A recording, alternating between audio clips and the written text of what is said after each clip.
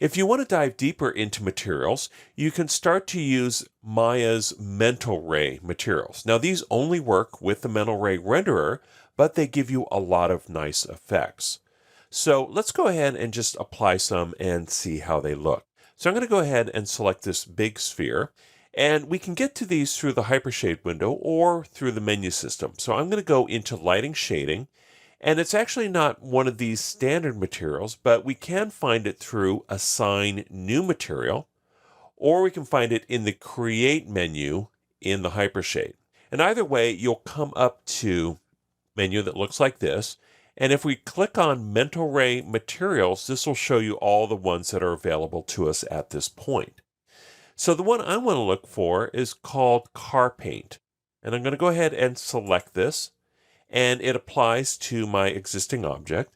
And then I'm going to go into my attribute editor to see some of the parameters here. So I've got a number of parameters here. One is ambient color, base color. And the thing about the car paint material is it's great for metallic or painted effects. So we've got a number of ways to affect this. One is, well, the base color itself, but we also have one called the edge color, which is how does this fade at the edges. So this is kind of like the ramp shader, not exactly like it, but again, it will give you a little bit of a different color at the edges. We can also change what's called the lit color. So as this passes in and out of light, it will change color. Now, if I scroll down a bit, you can see that we have a lot of parameters for specularity. We also have parameters for flakes. So if you want, you can add metal flakes to this. So if I wanted to, I can create a flaky surface. And I can control the amount of flakes, how big they are, their density, and so on. We also have a lot of control over how this particular material reflects light. And then we also have some nice parameters for dirt. So we can actually add dirt to the material. Now, once I have this selected, I can render it. And you can see that this has a lot of character to the surface. Now, another one that's not nearly as shiny is the skin material. So I'm going to go ahead and select this sphere here, and then let's assign a new material. And under Mental Ray Materials, towards the bottom here, we have one called Fast Skin.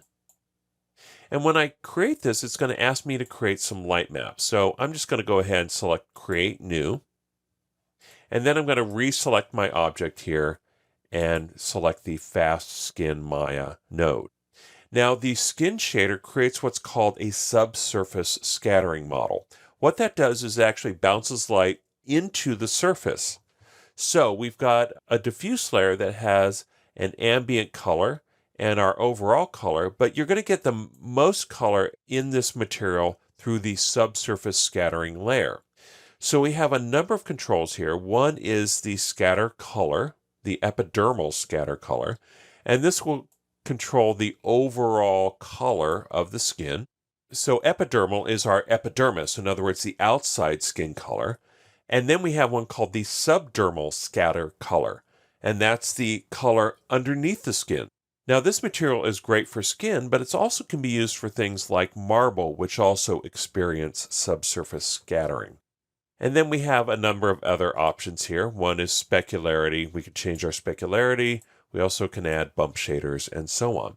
So with the defaults, let's just go ahead and do a quick render, see what this looks like.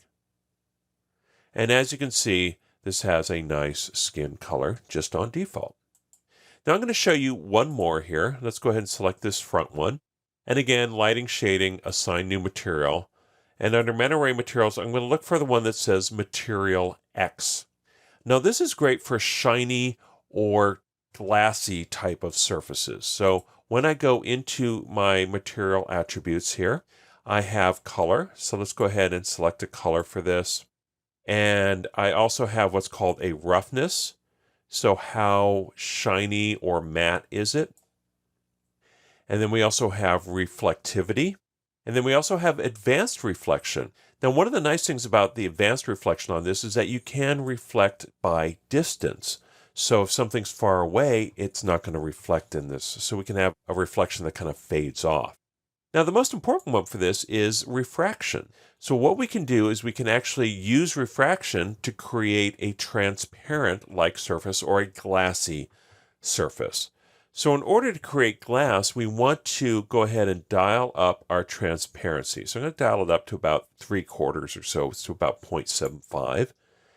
And then we can change our index of refraction to change how that refracts. So if it's at 1, there's no refraction.